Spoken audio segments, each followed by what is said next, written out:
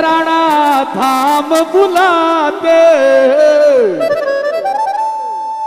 राम बुलाते हैं तुझे भेराणा धाम बुलाते हैं। आ लौट के आजा हनुमान तुझे श्री राम बुलाते।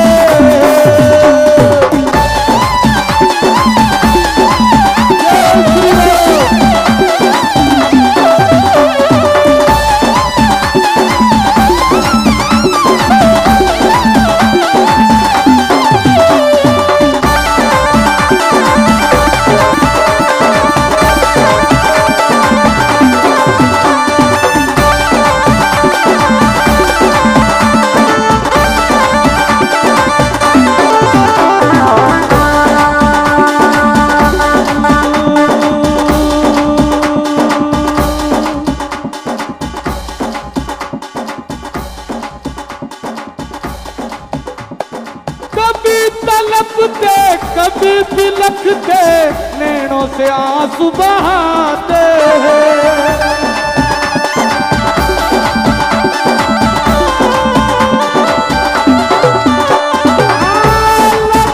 तुम अपनी मांगे दे देते इतलोगे,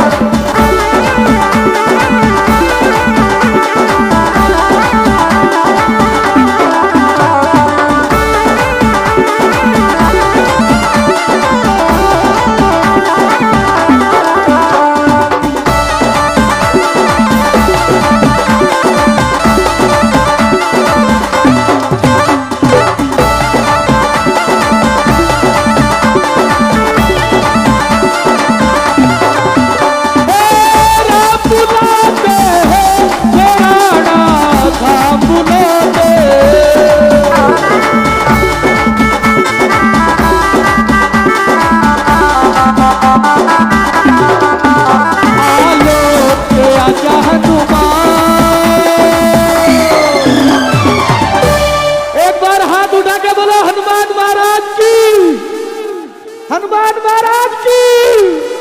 आ लौट के आजा हनुमान तुझे तेरे राम बुलाते।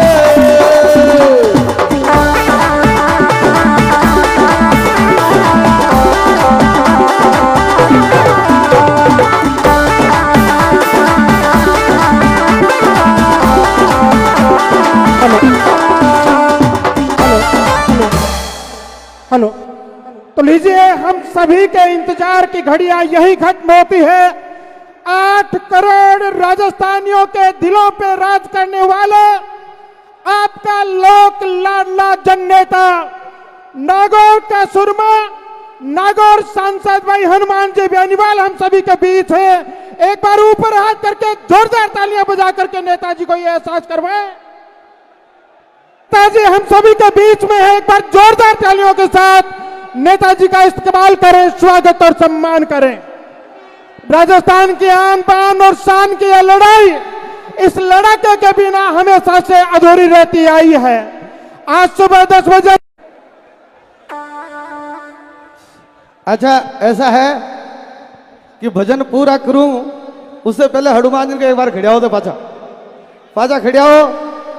अब हनुमान जी खड़िया हो, एक बार हाथ उठाकर ताली बजाओ जोरदार हनुमान जी के लिए। जब हनुमान खड़ा हुआ है, पूरा राजस्थान खड़ा हुआ है, और ये लाखों की संख्या का जनसैलाब इस बात का प्रमाण है कि हनुमान के पीछे जो ताकत है वो राजस्थान की जनता की ताकत है, और आज ये पूरा साधु समाज इस बात को देख रहा है। अब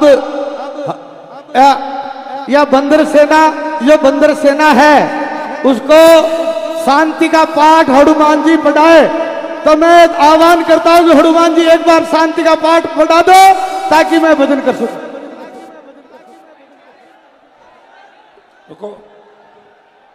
बोले दादू दयाल जी महाराज की,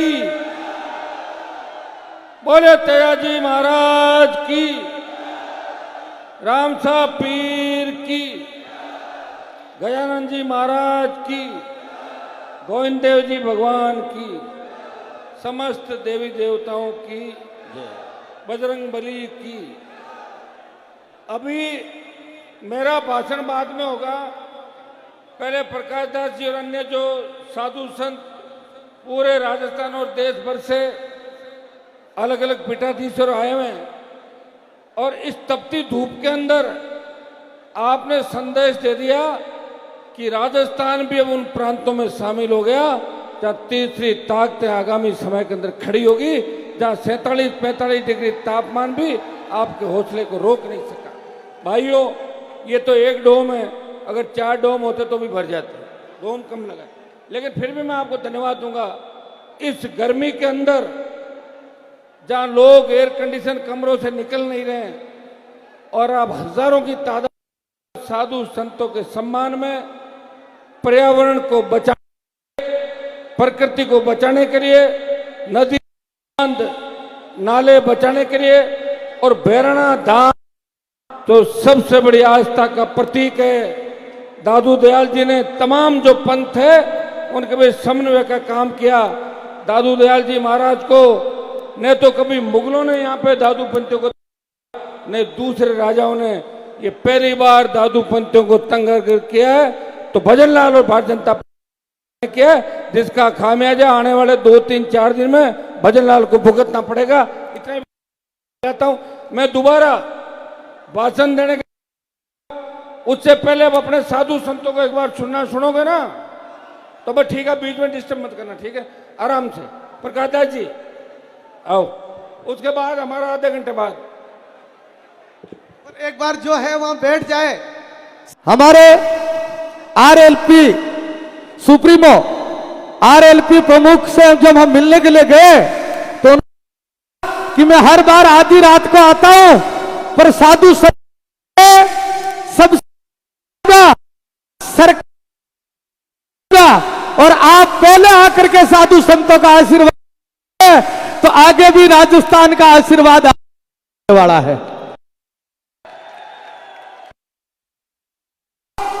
इस बीच सबसे पहले हमारे पूज्य संत श्री पौधाम के पीठाधीश्वर श्री राम जी महाराज से प्रार्थना हूं कि आप हम सब का नेतृत्व करते हुए आप हम सबको आशीर्वाद प्रदान करने की कृपा करें। पूज्य राम निवास दास जी महाराज पौधाम। अरे हाथ उठा तालियां बजाओ साधु संता के लिए। अरे आग लगी आकाश में, जड़ जड़ पड़े अंगार, ए संत नहीं होता जगत में तो जड़ मरतो।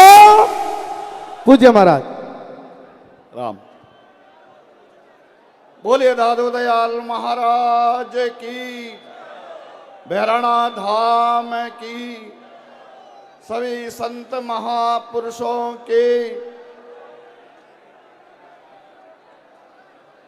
नमस्कार सुंदर करई निस्दिन बारंबार, सदा रहो मम शीश पे ये सतगुरु चरण तुम्हार।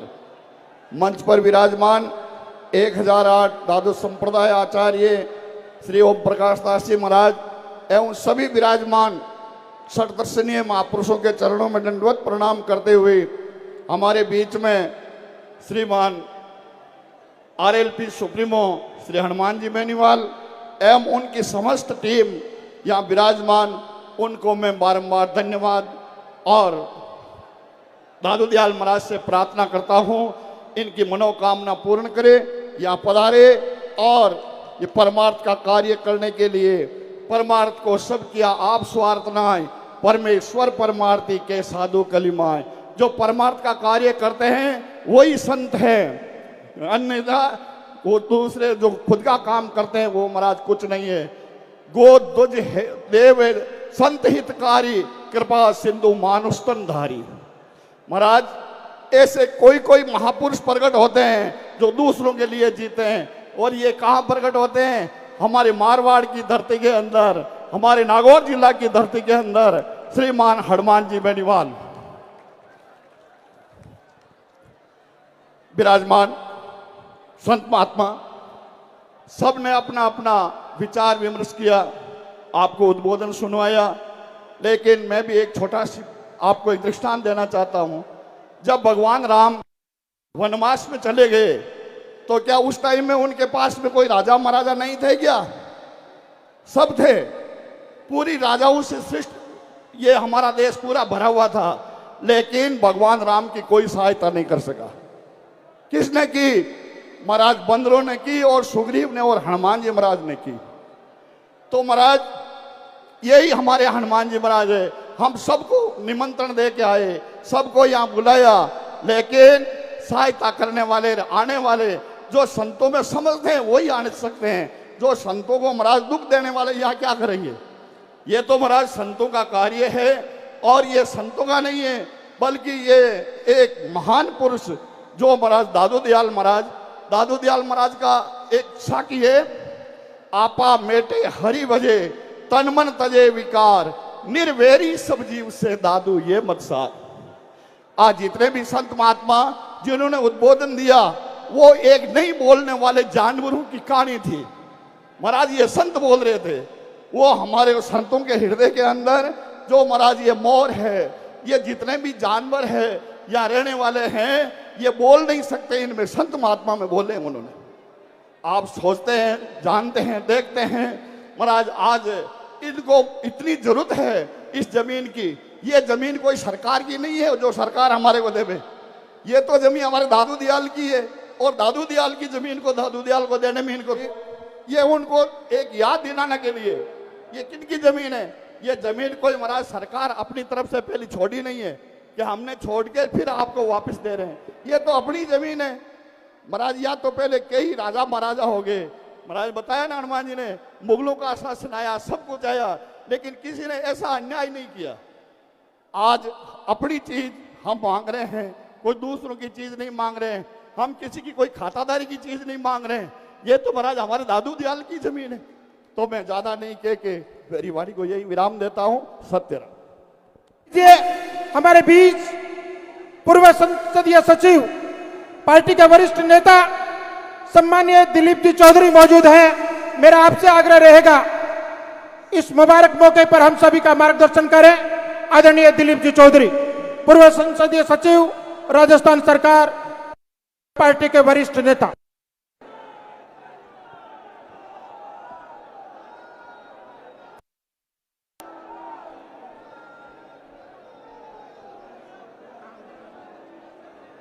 बोलो दादू दयाल महाराज साहब की, तेजी महाराज की। आज आचार्य श्री दादू दयाल धाम और तमाम मंच पर विराजित उस प्रदेश के से पधारे विभिन्न संप्रदाय के साधु संत महात्माओं को इनके चरणों में प्रणाम करते हुए आज इस तपोभूमि पर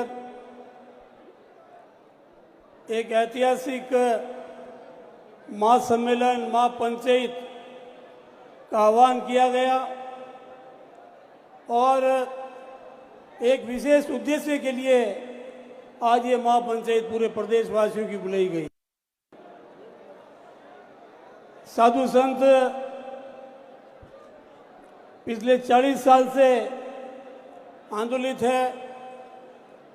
जब मामला राज्य सरकार ने इनका सुना नहीं और ये करीब 800 बीघा जमीन राज्य सरकार ने रिको के नाम आवंटित कर दी, तो दादू दयाल धाम ही नहीं पूरे प्रदेश के साधु संतों में जन आक्रोश हुआ। जब सरकार ने नहीं सुनी तो साधु संतों ने निर्णय लिया इस राजस्थान का न्याय का योद्धा और राष्ट्रीय लोकतांत्रिक पार्टी के जनप्रिय अध्यक्ष हनुमान बेनीवाल साहब हमें न्याय दिला सकते हैं। तब तमाम साधु संत बेनीवाल साहब के पास गए और आह्वान किया कि आप हमारी मदद के लिए, रक्षा के लिए आप आइए। तो बेनीवाल साहब ने आह्वान कर दिया 27 तारीख का। तो आज साधु संतों के सम्मान के अंदर हमारे न्यायिक योद्धा हनुमान बेनीवाल साहब के सानिध्य में एक आह्वान पर राजस्थान के कोने कोने से आज 36 कौम का बच्चा बच्चा अपने साधनों से अपनी घर की रोटी खाकर साधु संत न्याय दिलाने की आज मैदान में डटा है। मैं आप सबका बहुत ही बहुत आभार और धन्यवाद ज्ञापित करता हूं और आप सबकी तरफ से हनुमान बेनीवाल साहब का खास तौर से आभार प्रकट करूंगा कि आपने इस प्रदेश के अंदर किसी भी समाज, धर्म या व्यक्ति के खिलाफ कोई अन्याय हुआ, जुल्म हुआ, तकलीफ आई, संकट हुआ, आप अगर मैदान में उतरे तो न्याय दिलाकर ही उठे हैं, एक कदम कभी पीछे नहीं हटे। आज कांग्रेस भाजपा के लोग, सत्ता का सुख भोगने वाले लोग और सनातन धर्म का नारा देकर भारतीय जनता पार्टी के लोग आज सत्ता में जयपुर, दिल्ली में बैठे हैं और इन साधु संतों के आशीर्वाद से ये सरकारें बनती है। लेकिन संतों के साथ जो अन्याय हुआ, इनको पीड़ा दी, कष्ट दिया और आज संतों ने भी इस मन से स्पष्ट कर दिया कि हमने भाजपा, कांग्रेस सबके दरवाजे खटखटाए, लेकिन हनुमान बेनीवाल साहब ने आज हमारी रक्षा के लिए, इस भूमि को बचाने के लिए ये गलत जो आपका रिको में आवंटन हुआ है उसको निरस्त कराने के लिए आज मैदान में उतरे हैं। साथियों, ये कोई छोटा मोटा मामला नहीं है। आज 45 डिग्री के टेम्परेचर में आज आप सुबह 11 बजे से यहाँ बैठे हैं और ये आज का जो आंदोलन है ये राजस्थान का एक अलग तरीके का है। आज पहली बार आज साधु संतों को अपने हक की लड़ाई के लिए मैदान में उतरना पड़ा और जब इनकी चुनी हुई सरकार सत्ता में बैठी है, ये बात समझने की बात है। स्थिति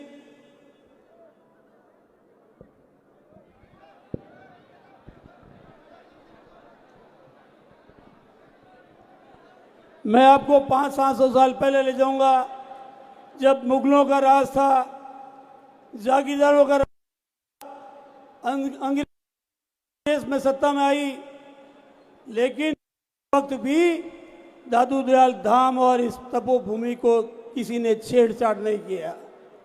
लेकिन ये सनातनी सरकार जो संतों का नाम लेकर सत्ता में आती रहती है, इन सनातनी लोगों ने ही इन हमारे साधु संतों को कष्ट पहुंचाया है। मैं कड़े शब्दों में निंदा करता हूं और राज्य सरकार से हमारी पुरजोर मांग रहेगी कि आपने कुछ लोगों को फायदा पहुंचाने के लिए ये जो 800 बीघा जमीन रिको में आवंटित की है उसको निरस्त किया जाए और ये 800 बीघा जमीन दादू दयाल तपोभूमि के रूप में, वन क्षेत्र के रूप में इसको आरक्षित किया जाए। यहाँ हजारों पेड़ पौधे हैं, लाखों पशु पक्षी है, जीव जंतु है। आज उनकी स्थितियाँ किस रूप में है, पेड़ पौधे काट दिए, ये सारी बातों को लेकर आज साधु संत जो है भूखे प्यासे आज इस आंदोलन में जुटे हुए हैं। आज राष्ट्रीय लोकतांत्रिक पार्टी के लाखों कार्यकर्ता आज इस तपती धूप के अंदर भी हनुमान बेनीवाल साहब के एक इशारे पर, एक आवाज पर आज जिस ताकत के रूप में आप पधारे हैं, मैं आपका भी बहुत बहुत स्वागत, अभिमान करता हूं। आपको बेनीवाल साहब को सुनना है, मैं लंबी चौड़ी बात करूंगा नहीं। मैं पुनः बेनीवाल साहब को बहुत बहुत बधाई दूंगा, अभिमान करूंगा कि आज राजस्थान में एक ऐसा योद्धा इस रण के अंदर लगातार काम कर रहा है जो 24 घंटे इस गरीबों के लिए, आज किसानों के लिए, नौजवानों के लिए, दलित और शोषित वर्ग के लिए हमेशा लड़ता है। साथियों, अभी मैं मंच में बैठा था तो हमारे कई साधु संतों ने आह्वान किया कि आज कांग्रेस और भाजपा को हमने देख लिया, अब तीसरी शक्ति, तीसरा विकल्प राजस्थान के अंदर राष्ट्रीय लोकतांत्रिक पार्टी के नेतृत्व में आएगा तो ये मदद की। अभी यह संतों ने आह्वान किया है और मैंने पहली बार सुना है संतों के मन की पीड़ा, इनके दिल की आवाज। आज ये संत साहिबान जो है, इनके आशीर्वाद से ही सारा सर्व समाज आगे बढ़ता है। आज आपने जो दिल की आवाज कही और हनुमान बेनीवाल साहब के लिए जो शब्द कहे कि आज किसी ने हमारी बात नहीं सुनी और बेनीवाल साहब ने आकर जो है हमें संबल दिया, ताकत दी, उसके लिए संतों के दिल में एक परिवर्तन आया है। ये परिवर्तन को यूं ही नहीं आता है, आज संत साहिबान के मुंह से कोई बात निकलती है, ये तो तप और जप की शक्ति है और इनके दिल में जो है ईमानदारी है, सच्चाई है, नेकी है। आज ये पीढ़ी दिल से निकली है। तो 2028 का चुनाव जो है, आज ये रण जो बन गया, आज ये साधु दयाल महाराज साहब की जो तपोभूमि है, इनके साथ राज्य सरकार ने जो छेड़छाड़ी करने की कोशिश की है, उसका प्रतिफल आने वाले समय में इनको राजस्थान की जनता देगी। और आज न्याय की लड़ाई एक रणभूमि के रूप में हमारा योद्धा लड़ने के लिए आपके बीच में आ गया है। मैं पुनः हनुमान बेनीवाल साहब का बहुत स्वागत और आभार प्रकट करता हूं। आप सभी दोनों हाथों से तालियां बजाकर इनका जोरदार स्वागत करें। धन्यवाद। एक बार ऊपर हाथ करके जोरदार तालियों के साथ नेताजी को आमंत्रण दें। सभी की जोरदार तालियां, सभी के हाथ हवा में खुले और तालियों के साथ बताएं कि नेताजी आप कहेंगे जयपुर चलो तो जयपुर की तरफ रुख कर लेंगे, वरना फैसला यही करके उठेंगे जैसे कि आपकी आदत रही है। सम्माननीय हनुमान जी बेनीवाल, सांसद नागौर, अब आप सभी से मुखातिब होंगे। मोबाइल की टॉर्च जलाओ, अपने अपने मोबाइल की टॉर्च जला के ऐसे लहराओ, पता चले सरकार को। अपने अपने मोबाइल की टॉर्च जला करके आराम शेर दे दीजिए। जहां डाल डाल पर सोने की चिड़िया करती है बसेरा, वो भारत देश है तेरा, वो भारत देश है मेरा।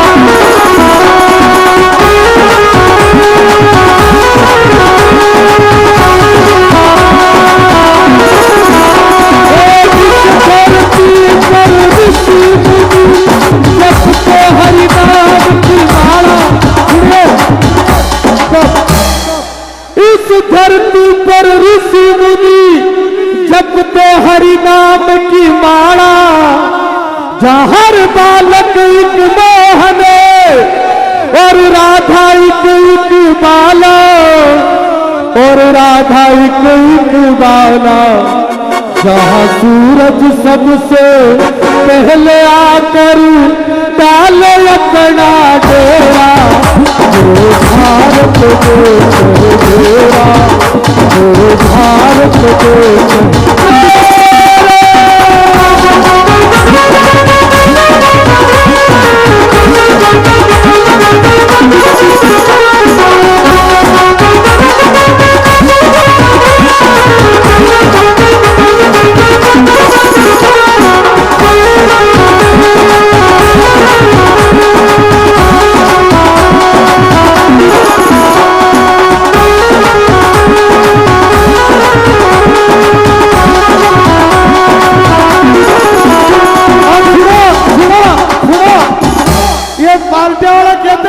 सनातनी है, सनातनी वो है जिसके हाथ में तिरंगा है।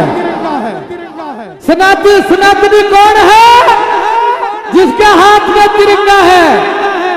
हाथ उठा के बोलो भारत माता की, भारत माता की।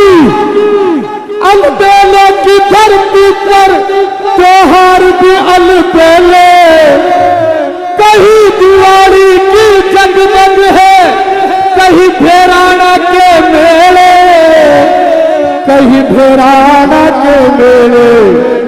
जहाँ राग रंग और हंसी खुशी का चारों रह गया, वो भारत देश है मेरा, वो भारत देश मेरा।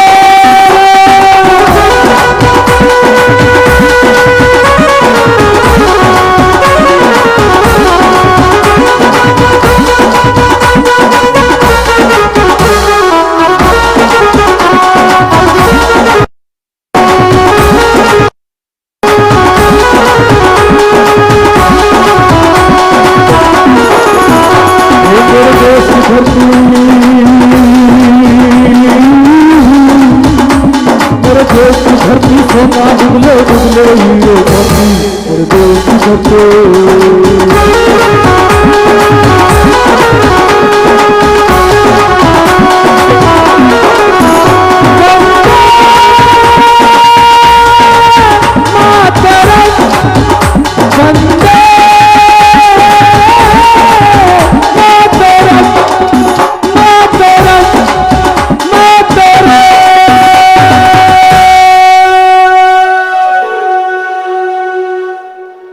अब नेताजी का संबोधन हम सभी को सुनने को मिलेगा और आज की आवाज 2028 तक जानी चाहिए। आपका जोश और जुनून इस कदर होना चाहिए।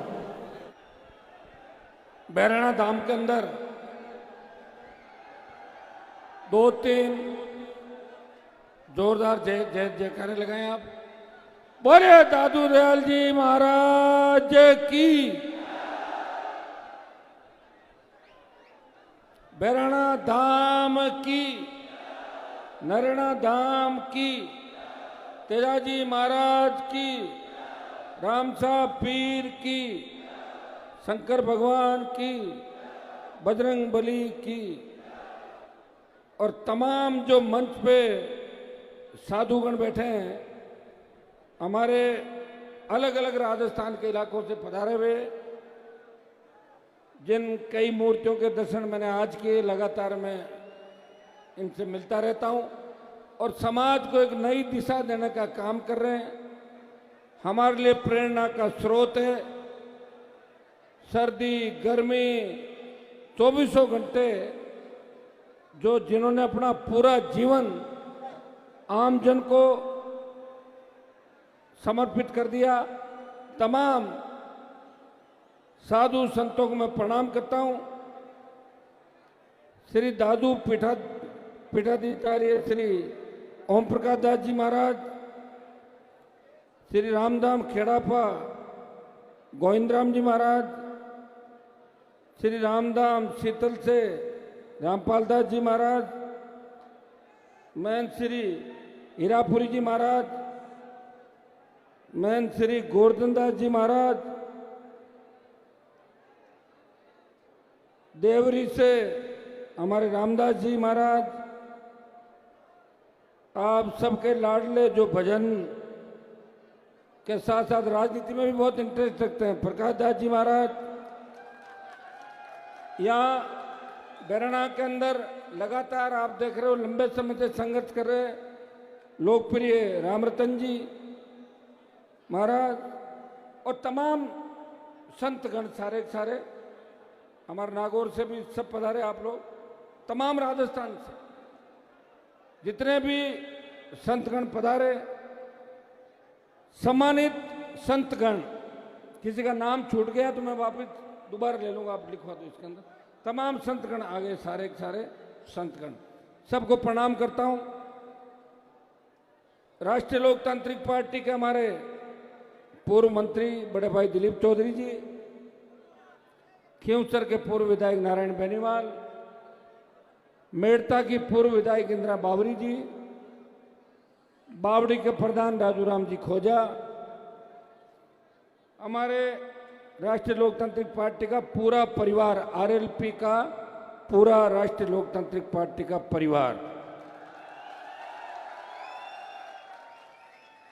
हजारों की तादाद के अंदर, लाखों की तादाद के अंदर पिछले 5-7 दिन से बहराना बचाओ और भजनलाल हटाओ के नाम से नारा देने वाले मेरे सोशल मीडिया के छोटे भाई, यहाँ उपस्थित मौजूद बुजुर्गों, नौजवान साथियों, मातृशक्ति मीडिया के मेरे छोटे भाई, छोटी बहनें और तमाम प्रिंट मीडिया, इलेक्ट्रॉनिक मीडिया के साथी जो जयपुर, दिल्ली और यहाँ आसपास से हैं, मैं मीडिया के साथियों का धन्यवाद दूंगा कि लगातार लंबे समय से बहराना के अंदर 45-50 दिन से जो आंदोलन चल रहा है, इस अंदर आपने साधु संतों की बात को पूरे देश के अंदर दिखाया, रखा। और आज ये जो नज़ारा है इसे पूरा हिंदुस्तान देख रहा है कि भारतीय जनता पार्टी जो गाय और साधु संतों के साथ नारा देके, जिन साधु संतों ने तपती धूप, ठंड और भूखे प्यासे लंबे समय तक सेवा करके और राजस्थान में बीजेपी को स्थापित किया और मोदी की सरकार जिन्होंने बनाई, आज वो साधु संत गौ माता को राष्ट्र माता का दर्जा नहीं दिला पा रहा है। आज उनसे गायों की गोचर के लिए दी हुई जमीनें छीनी जा रही है। और तो और बहराना धाम का इतिहास नरेना के बारे में तो मैं काफ़ी जानता था और ये भी पता था कि नरेना के पास बहराना धाम है। लेकिन भाइयों, जब मैं आया था और आने के बाद जब बहराना धाम में ऊपर गया, दर्शन किए, निश्चित रूप से राजस्थान के अंदर आने वाले समय के अंदर धार्मिक आस्था के साथ बड़े पर्यटन का केंद्र कोई बन सकता है, वो बहराना धाम बड़े पर्यटन का केंद्र बन सकता है। और बहराना को बचाने के लिए राष्ट्रीय लोकतांत्रिक पार्टी तमाम राजस्थान के जवानों की, किसानों की फौज और दादूपंथी हमारे जितने भी भाई है, दादू दयाल जी को मानने वाले उनके भक्तों के साथ साथ तमाम राजस्थान की 36 कौम इस बहराना धाम के अंदर साधु संतों ने जो आंदोलन किया है, इस गौ माता की जो जमीन थी, किस तरह कोडियों के भाव, प्रदेश के उप मुख्यमंत्री और उसके 3-4 साथियों की जमीन की कीमतें बढ़ाने के लिए जमीन आवंटित कर दी, फर्जी तरीके से आवंटित कर दी। मैं सरकार को चेतावनी देना चाहता हूं, जल्दी से इस आवंटन को निरस्त करें, नहीं तो ऐसा नहीं हो भजनलाल जी कि बहराना के चक्कर में आपकी छुट्टी तो होने वाली है, आज रात को सुबह छुट्टी हो जाए, इस बात का ध्यान रखें। आज हम यहाँ भाषण देने नहीं आए, ऐसा नहीं भाषण दिया, जिम दिए, चल दिए। आज भजनलाल जी आपको सोने देंगे आराम से, आपकी पूरी सरकार को और राजस्थान की पूरी पुलिस को।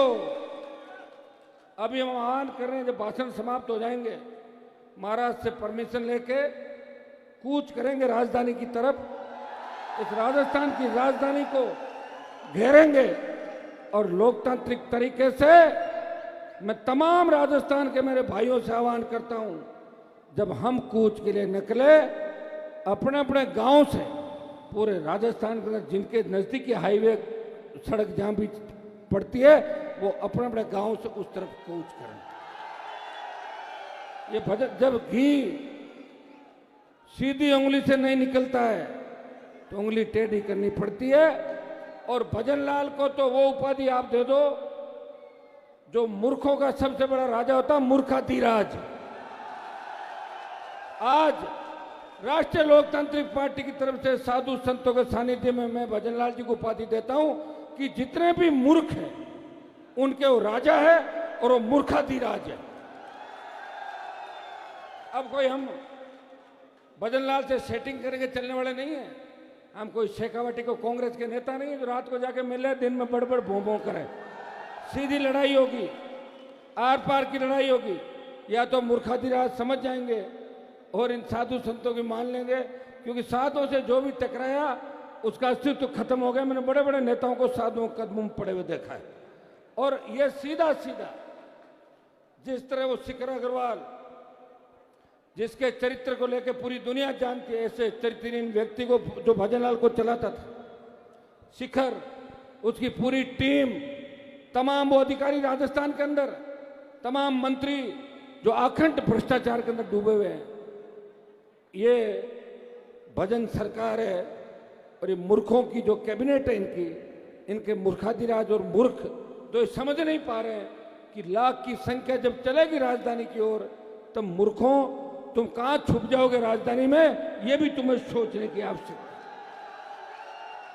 कांग्रेस पार्टी नहीं बोलेगी, कांग्रेस को तो वोट नहीं है ना। अगर यहां वोट होता, अशोक गहलोत पायलट सारे आ जाते आपके पास। जहां वोट की जरूरत हो कांग्रेस आ जाएगी।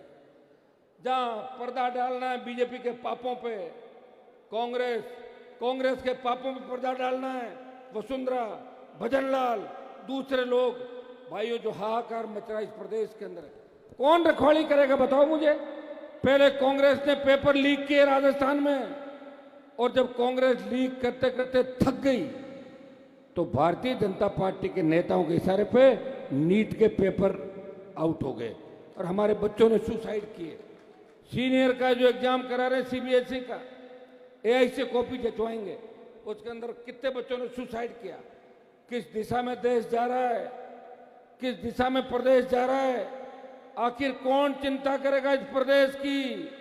खुद के घर की तो चिंता सब करते हैं, अपनी टिकट की चिंता करते हैं, पैसा खाने के बाद 5 साल उस पैसे को पचाना, विदेशों में यात्राएं, होटलें, फार्म हाउस, और उसके बाद 4 महीने पहले आके कि भाषण बड़े बड़े, विधानसभा में आरोप लगाना और रात को उनके कदमों में जाके पड़ जाना। ये धंधा चला है राजस्थान के अंदर, और इसीलिए राजस्थान में तीसरी ताकत खड़ी नहीं हुई। और जब तीसरी ताकत खड़ी हुई, उस ताकत से घबरा के अशोक गहलोत और सचिन पायलट और इनके प्रदेश अध्यक्ष ने 7 उपचुनाव में 7 टिकट भजनलाल के घर जाके दे दिए। आप बांट दो जो बांटना है, हमारी तो वैसे भी इज्जत नहीं, जमानत जब्त हुई तो क्या फर्क पड़ जाएगा। और 3-4 की जमानत जब्त हुई थी, तो पता है सारी बातों का। यह कब लगेगा पता लगा हुआ है ना भाइयों। अब की बार हमने कांग्रेस से अलायंस किया। मैंने कई बार कहा कि कांग्रेस का वोट मुझे मिला, लेकिन कांग्रेस के एक भी एमपी ने नहीं कहा कि आरएलपी का वोट हमें मिला और हम जीते। और तो सीकर के कॉमरेड अमराराम जी ने भी नहीं कहा, जहां 1.5 लाख आरएलपी के वोट लेके जीते, जिनका बुढ़ापा सुधर गया एमपी बन के। बोला क्या उन्होंने? कभी नहीं बोलेंगे। देखिए नौजवानों, कई तरह की बात आएगी, कई तरह के लोभ प्रलोभन दिए जाएंगे। एसआई भर्ती का उदाहरण देख लो। जो लोग बड़ी बड़ी डींगे आंक रहे थे, वो सुप्रीम कोर्ट, हाई कोर्ट और डबल बेंच के समय बच्चों से बोले जाओ हनुमान के पास, हमारा क्या लेना देना। और हनुमान बेनीवाल पे तेजा जी की कृपा है कि सुप्रीम कोर्ट से भी एसआई भर्ती को रद्द करा के 600 फर्जी थानेदारों को, 600 लुटेरों को घर भिजवा दिया। मेरी एक आदत है, जिसके पीछे पड़ता हूं उसको दिन में तारे दिखा देता हूं। इतने नेताओं को ठीक किया मैंने, मेरे खुद के पास सूची नहीं अभी तक। आज जीत में कई लोग कह रहे हैं हनुमान जी खींवसर की सीट हार गए, क्या फर्क पड़ रहा है। कौन सा मैं कोई सीएम बन जाता खींवसर की सीट जीत के? जीते तो एक सीट हो जाती, अच्छा रहा। कम से कम आपको एहसास हुआ, नागौर खींवसर के लोगों को भी एहसास हुआ। गलतफहमी में घूम रहे थे हम, नागौर के लोग ये कर देंगे वो कर देंगे। डाक की 3 पात, 1 लाख वोट होते हुए ऐसे भैंस वाले को वहां जिता दिया मेरे सामने। कितनी बड़ी बेइज्जती कराई बताओ मुझे। ऐसे देसी वेद तो कहीं मिल जाएंगे, लेकिन हनुमान बेनीवाल मिलेगा क्या हमेशा आप लोगों को। इसीलिए मैं कह रहा हूं मेरे भाइयों, मैंने तुम्हारा सम्मान प्रदेश के अंदर नहीं इस देश के अंदर बढ़ाया। जब मैं गया था 19 के अंदर, तब दिल्ली में लोग कहते थे कि राजस्थान के लोग कुछ नहीं कर सकते, ये 3 टाइम खाना खाते हैं और सो जाते हैं। यही राजस्थानियों ने किया है। यूपी, बिहार, पंजाब और हरियाणा का नेता कहते थे एक दूसरे की बात जरूर चुगली इधर की उधर कर ली। ये नेताओं का धंधा, चप्पल उठा लेते हैं, किसी को खाना दे देते हैं। ये राजस्थान के नेता। मैंने कहा मैं उनमें से नहीं हूं। और 19 से जब 26 आया, तब देश में बात चली। जब देश का किसान मोदी की तरफ देख रहा था, कितने किसान के बेटे थे, मेरे समाज के कितने मंत्री थे, उन किसानों की मदद करने कोई नहीं आया। जब किसानों ने पुकारा, तेजा जी का भक्त हनुमान बेनीवाल मोदी की सत्ता को ठोकर मारकर अपने भाइयों के साथ आया और राजस्थान का सम्मान बढ़ाया। जब सेना को ठेके पे दे दिया, कोई नहीं बोला। मैंने कहा मेरे भाइयों के सम्मान में लड़ूंगा। 2 लाख की जोधपुर में रैली करी और तमाम जगह आपने देखा होगा झंडे के साथ लोकसभा, कोई सी भी रैली अग्निवीर को समाप्त कराएंगे, मेरे भाइयों का सेना का सम्मान लौटाएंगे। इस देश के अंदर सेना, पैरामिलिट्री फोर्स और पैरामिलिट्री के पुलिस के शहादत देने वाले बच्चों की कोई अगर शहादत की शहीद का दर्जा देने की बात करता है, नागौर का सांसद पैरामिलिट्री और मिलिट्री की पीड़ा समझता है। जब देश की पहलवान बेटियां न्याय के लिए भटक रही थी, उन्हें न्याय दिलाने हरियाणा, राजस्थान, उत्तर प्रदेश के कांग्रेस, बीजेपी के हमारे समाज के नेता नहीं गए। अगर पहला व्यक्ति गया, तेजा जी का भक्त हनुमान बेनीवाल गया, उस बाहुबली के छक्के छुड़ा दिए और उसको चुनाव से वंचित करा दिया। भाइयों, आवश्यकता है राजस्थान को बदलने की। मुझे पीड़ा होती है। 18 के अंदर मेरे संघर्षों का एक परिणाम था, मेरी हुंकार रैलियों का परिणाम था कि डरी हुई वसुंधरा ने स्टेट हाईवे टोल फ्री किए, 50,000 का कर्जा माफ किया, 5 हॉर्स पावर बिजली फ्री की और 50,000 नौकरियां आखिरी साल में आरएलपी की हुंकार की वजह से, आपकी हुंकार की वजह से वसुंधरा को डरा के किया था। आज भी आप देख लो, इस प्रदेश में लड़ता हुआ कोई दिखेगा आप देखिए। कांग्रेस जिसका बहुत बड़ा इतिहास है, पैसे की कमी नहीं, फिर भी यूथ कांग्रेस का चुनाव करा के आरएलपी के बच्चों से सहयोग मांग रही कांग्रेस पार्टी।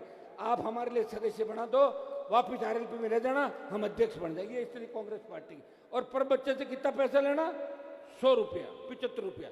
ये लूट खसोट चल रही है और जिनका राजा जैसा होता है वैसी पार्टियां होती है। और कांग्रेस के राजा यहाँ तो 4 है और रानियां कितनी मुझे नहीं पता, लेकिन दिल्ली में भी राजा इनका समझदार नहीं कांग्रेस का।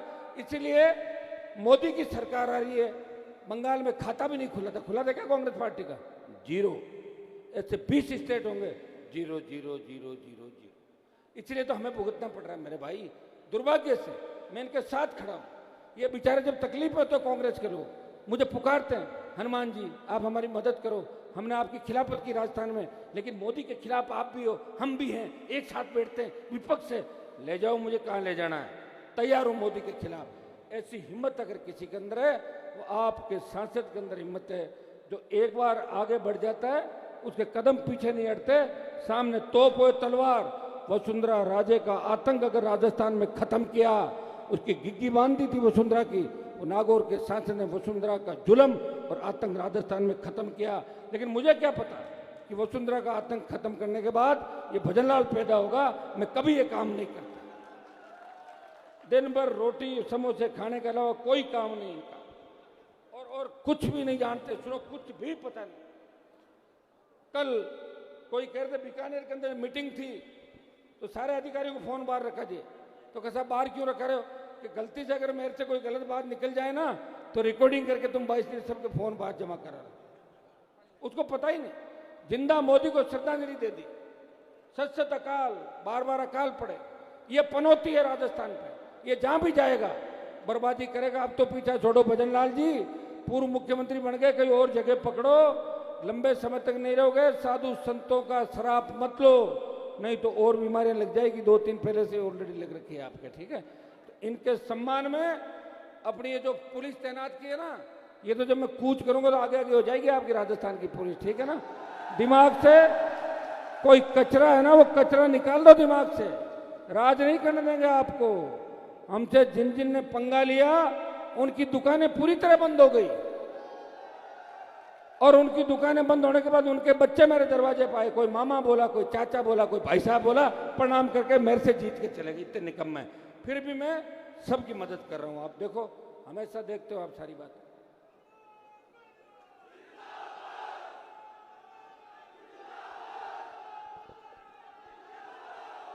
आज बंगाल के अंदर मैं बंगाल के मुख्यमंत्री का बयान पढ़ रहा था। वो बोला कि 14 साल बाद गाय की कुर्बानी दे दो। पढ़ा आपने? स्टेटमेंट पढ़ा था? हाँ, तो इससे बड़ा दुर्भाग्य क्या होगा? वो ये भी कह सकते हैं कि संतों को मार दो, किसानों को मार दो। मोदी जी को कौन रोक रहा है? कि सामने तो राहुल गांधी है, वहां तो माहौल बनेगा, 99 सीट पे ही राजी है। मैंने कांग्रेस के लोगों का इतने खुश क्यों रहते हो? बोले हमारी 99 आ गई। अरे 99 तो आ गई, तो 272 कब आएगी? बोले 20-30-40 साल बाद आएगी। तब तो रहेंगे नहीं, किसकी आएगी 30-40 साल बाद? बताओ। जिस पार्टी के अंदर कोई विजन नहीं, जिस पार्टी के नेता को पता नहीं, जिस पार्टी का नेता ये कहता है कि मुझे समझो, मैं 29-33 की लड़ाई नहीं लड़ रहा हूं, मैं 47 प्रदेश को, 47 में जिंदा रहोगे, करोगे ना, उम्र कितनी होगी खुद की? इससे बढ़िया तो शादी करो, बच्चे हो जाए बड़े, बुढ़ापे में बच्चे भी ढंग के नहीं होंगे। मैं बता रहा हूं आपको, दिक्कत हो जाएगी आपके, ठीक है ना भाइयों? आज जो बैराणा से हुंकार हम लोगों ने भरी है, उसके बाद अगली हुंकार रामगढ़ बांध को ठीक करने की होगी। खेजड़ी बचाने के लिए विष्णोई समाज, जो हमारा ही समाज, हमारे ही भाई है, जिनका डीएनए का रिश्ता विष्णोई जाटों से बने थे 99%, उन्होंने खेजड़ी बचाने का आंदोलन किया। लोकसभा में मैंने 15 लोगों के हाथ में खेजड़ी का पकड़ाया। मैंने कहा आप धरना दो, तो कई लोग तो खेजड़ी के बारे में जानते ही नहीं। मैंने कश्मीर के सांसद को पकड़ा दिया, वो कह रहे खेजड़ी है खिचड़ी है। मैंने कहा खिचड़ी नहीं, खेजड़ी है महाराज। तो बोले लाओ पकड़ा, तो मैं आपके साथ खड़ा हो जाता हूँ। फिर भी हम खेजड़ी के लिए लड़ रहे हैं। सरकार ने क्या किया? एक मंत्री को भेजा, वो दलाल जाके क्या बात करके आया, ऐसी की तैसी कर दी। विधानसभा के अंदर बात भी नहीं चली कि खेजड़ी के लिए कोई कानून लाया जाएगा। कांग्रेस मौन, रोम जल रहा था, नीरव बांसुरी बजा रहा था। मोदी जी को कोई मतलब नहीं। अभी मोदी जी की इटली यात्रा देखी होगी आपने, मेलोडी चॉकलेट खिला रहे थे भाइयों, और लोगों को कह रहे हैं यात्रा मत करो भाई बहनों, बाहर मत जाओ। तो कहाँ जाएंगे? खुद तो खाए बैंगन और बाबा जी, और लोगों को बोले बैंगन मत खाओ पेट दुखेगा। तो कितनी गलत बात।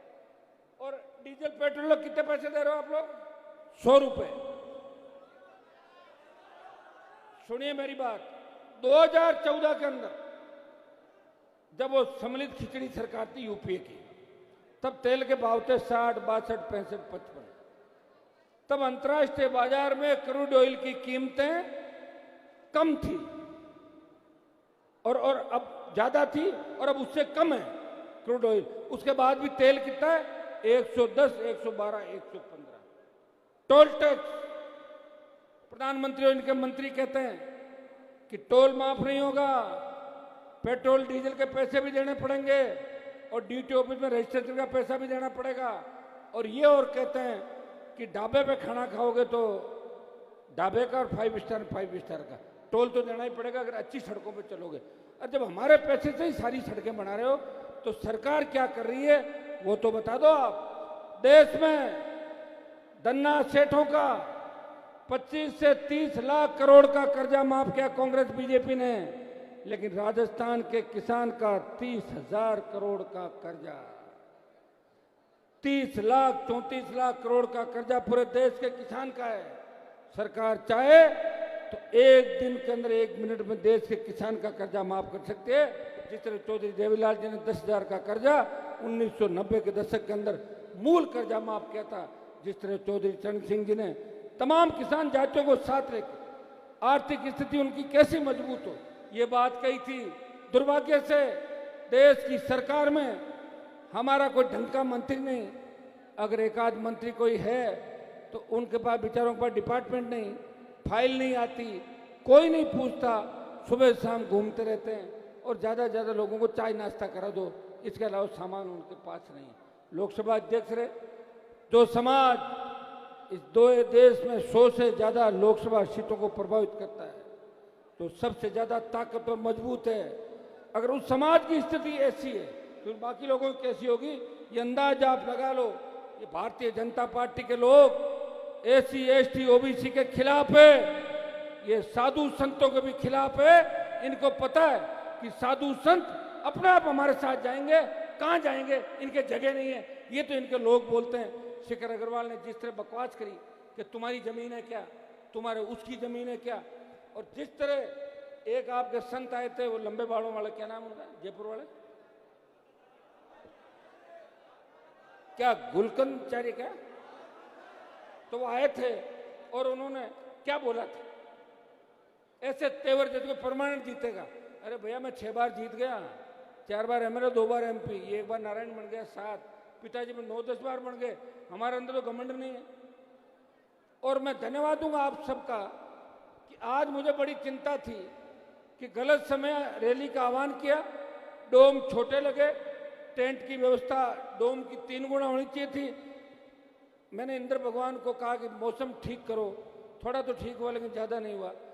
पता नहीं कौन सी अग्नि परीक्षा हमारी लेना चाहते हैं, लेकिन इस गर्मी को भी, अगर गर्मी को भी भगाया वो राजस्थान के जवानों ने संतों के आशीर्वाद से इस गर्मी को भी भगा दिया। अब बताइए इस लू के अंदर कोई बाहर निकल सकता है? किस तरह आप इस बैराना धाम को बचाने के लिए निकले। भाइयों, बैराना के अंदर आपकी जीत हो जाएगी।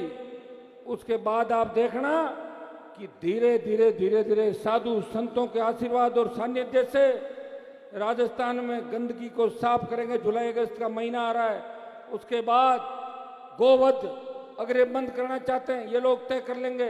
हम पूरी कोशिश करेंगे कि गोवध बंद किया जाए। देश और प्रदेश के गाय को राष्ट्रमाता का दर्जा मिले। और मैं तो ये भी कहूंगा कि ऊंट की प्रजाति जो हमारी है, धीरे धीरे ऊंट विलुप्त हो रहा है। एक व्यक्ति अगर ऊंट पालेगा कितना खर्चा उसका होता है, कितना ऊंट वो खाएगा, बदले में क्या कर सकता हो।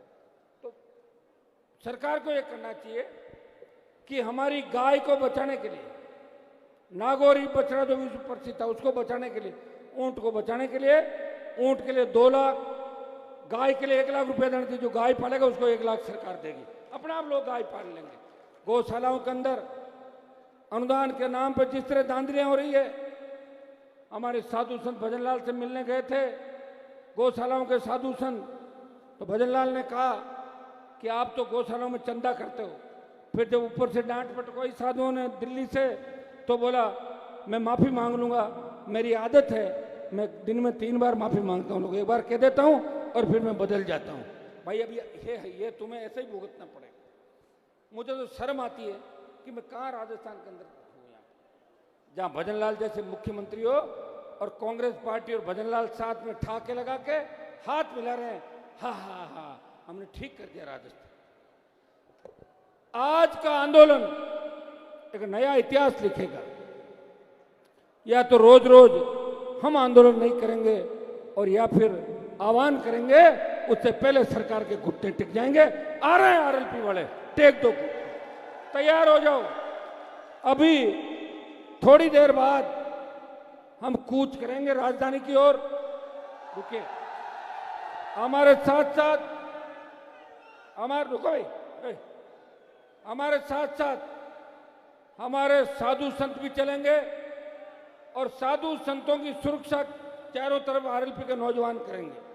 ठीक है, यहां से हम चलेंगे हाईवे की तरफ गाड़ियों से, और उसके बाद आगे का पैदल मार्च कैसे होता है, कहां पड़ाव होगा, सब ठीक होगा या नहीं होगा तो आगे ही देखा जाएगा।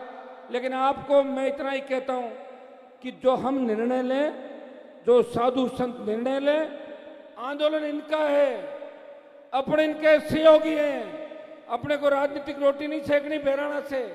मुझे पता है लाखों की तादाद में बच्चे किस तरह गाड़ियों के अंदर तेल डलवा के 5-10 हजार का खर्चा करके प्रत्येक बच्चा आया साधु संतों के सम्मान के अंदर, कि साधु संतों का सम्मान रहना चाहिए, बैराना बचना चाहिए, पर्यटन स्थल बनना चाहिए और नदी नाले बचने चाहिए।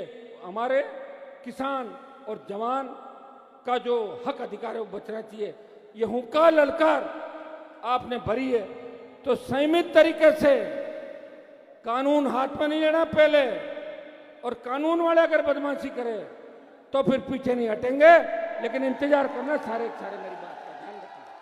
कहीं ऐसा नहीं हो मैं तो गाड़ी में जा रहा हूं, तुम पहले ही जाके कोई गड़बड़ कर दो, मत करना कोई गड़बड़, ध्यान रखना। बाद में क्या तुम्हारा दिक्कत है कि पुलिस पकड़ लेती, फिर होने लग जाता है मेरी जमानत कराओ, मुझे जेल हो गई, जमानत कराओ, केस लग गया।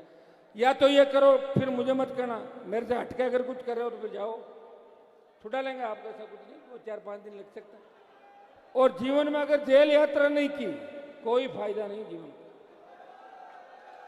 जेल यात्रा गांधी जी ने भी की थी, इंदिरा गांधी को भी जेल, देश के शायद ये भी जेल में रहे थे ना, इनको तो 299 में घोषित किया था कुछ। हाँ, तो बड़े बड़े लोग, वसुंधरा जी नहीं जा पाए, गहलोत तो वसुंधरा बच गए, वो हमारी सरकार आएगी जब देखेंगे वापस। भाइयों अभी इधर देखो, इधर में मत करो, अभी रुक जाओ एक बार। अभी मंच से आह्वान करेंगे कि इतनी बजे कूच होगा, वो आह्वान प्रकाश दास जी महाराज करेंगे। सुनिए मेरी बात, समझ रहे हो? उठो मत, कहाँ रवाना हो रहे हो? ज्यादा जल्दी हो रही है कूच की? रुको एक बार हम बात कर रहे हैं। हमारी जो मांगे हैं वो सीधी सी मांगे हैं कि रिको को जो जमीन अलॉट की है उसे निरस्त करें। साधु संतों की इच्छा के बिना आगे भी कभी आसपास कोई कार्रवाई सरकार की नहीं हो। दादू दयाल जी के नाम से परिक्रमा क्षेत्र बन के इसको वन क्षेत्र घोषित किया जाए, पेड़ पौधे लगाए जाए, हमारे जितने पक्षी पशु जो भी थे वो सारी व्यवस्थाएं सरकार करे। ये लंबा चौड़ा ज्ञापन साधु संतों का है। ये आशीर्वाद स्वरूप अगर मूर्खाधिराज की सरकार मानती है ठीक है, नहीं तो फिर भाई अब की बार आज अपने ऐसे नहीं कि यूं चल कर यूं चल दिए। कमजोर दिल वाले हैं वो निकल जाना अंदर एक अंदर, और जो मजबूत है वही मेरे साथ चलना, ठीक है ना? बस कमजोर वाले और जिनके लगातार दवाई गोली चल रही है वो जैसे ही अंदर हो अपने अपने गाड़ी में सरक जाना। मैं बता रहा हूँ आपको, क्योंकि कूच में कुछ भी हो सकता है। आज तक हुआ नहीं, वैसे सरकार की हिम्मत नहीं, लेकिन मूर्खाधिराज का कोई भरोसा नहीं। मूर्ख अपने ही लोगों पे, ये फौजमार कप्तान है भजनलाल, अशोक गहलोत, ऐसे लोग अपनी फौज को खाते हैं, समझ गए? तो इन फौजमारों का कोई भरोसा नहीं। ले भाइयों तैयारी करो, जब यहाँ से आह्वान हो जाए अपने अपने साधनों में बैठेंगे, हमारी गाड़ियां आगे चलेगी, हम तय करेंगे कि अगला कदम क्या होगा। अगर कोई हमें रोकेगा बात करेंगे, आराम से मानेगा ठीक है, नहीं तो फिर अगला कदम होगा। तो यहाँ से गाड़ियों में सारे लोग राजधानी की ओर चलेंगे। 1 घंटे का समय हम सरकार को दे रहे हैं, 1 घंटा सरकार का, और 1 घंटे बाद साधु संत और राष्ट्रीय लोकतांत्रिक पार्टी के नौजवान इस भजनलाल सरकार को, इन मूर्खों की सरकार का इलाज भी कर देंगे और राजधानी में घुस जाएंगे। ये मैं आह्वान करता हूं। जब पहले मत घुसना, एक बार रुको, तुम्हारी जल्दबाजी बहुत होती है। भाइयों जिस तरह नौजवान किसान जो तकलीफ के दौर से गुजरा इस देश प्रदेश का, बेरोजगारी की ठोस समस्या के समाधान के ठोस निर्णय कैसे हो सरकार में, किस तरह किसान की कर्ज माफी, अच्छी स्कूल, अच्छे कॉलेज, अच्छे अस्पताल, सिंचाई के साधन, एमएसपी पे खरीद, नौजवानों को रोजगार, कंपनियों में 90% रोजगार, जमीन हमारी जा रही है कभी भारतमाला के नाम से, कभी रेलवे लाइन के नाम से, कभी कंपनियों के नाम से, मुआवजा कुछ भी नहीं मिल रहा है। बाजार रेट से मुआवजा तय हो, ये हमारी प्रमुख मांगे हैं। और आज की जो हमारी प्रमुख मांगे, ये जो मांगे आज हम इतनी मांगों को रखेंगे जो साधु संत चाहते हैं। आंदोलन इनका है और सहयोगी हम इनके सेवक हैं। इनके सेवक साधु संतों का सम्मान लौटाएंगे। 50 दिन से धूप में बैठे रहे और किस तरह इन्होंने संघर्ष किया। मुझे दुख होता है कि कांग्रेस और बीजेपी के लोग क्या साधु संतों के खिलाफ हो गए कि इन्हें संभालने तक कोई नहीं आए। हाँ, आया होगा कोई आसाराम या उसका भाई, दूसरा कोई मौसाराम, बाकी संभालने कांग्रेस के बड़े नेताओं के ट्वीट भी मैंने नहीं देखे। छोटी छोटी बातों पे गहलोत फ्री है, ट्वीट करते रहते हैं, लेकिन साधु उनको याद नहीं आए क्योंकि उनके मन के अंदर सिर्फ वोट बैंक रहता है। मैं साधुओं के भी लड़ रहा हूँ और तमाम उन जातियों के लिए, तमाम उन धर्मों के लिए जहाँ भी अन्याय अत्याचार होगा, हनुमान बेनीवाल इस राजस्थान के प्रत्येक धर्म संप्रदाय, जिस तरह दादू जी महाराज ने सारे पंथों को एक किया था, समन्वय किया, हनुमान बेनीवाल राजस्थान के नौजवान को सत्ता में उसकी भागीदारी दिला के सिंहासन पर उसका जब तक कब्जा नहीं हो जाता, अपने भाइयों के लिए, छोटे भाई को लड़ता रहेगा किसान का सम्मान बढ़ाएगा, कौम का सम्मान बढ़ाएगा और सबको साथ लेके चलेगा। बहुत बहुत आपको धन्यवाद। आगे पीछे मत होना सारे, सुन लेना, सिर्फ कमजोर दिल के लोग ही निकलेंगे, बाकी यहाँ रहेंगे। 1 घंटे बाद यहाँ से हम आह्वान करेंगे, हर आदमी सुने मेरी बात को।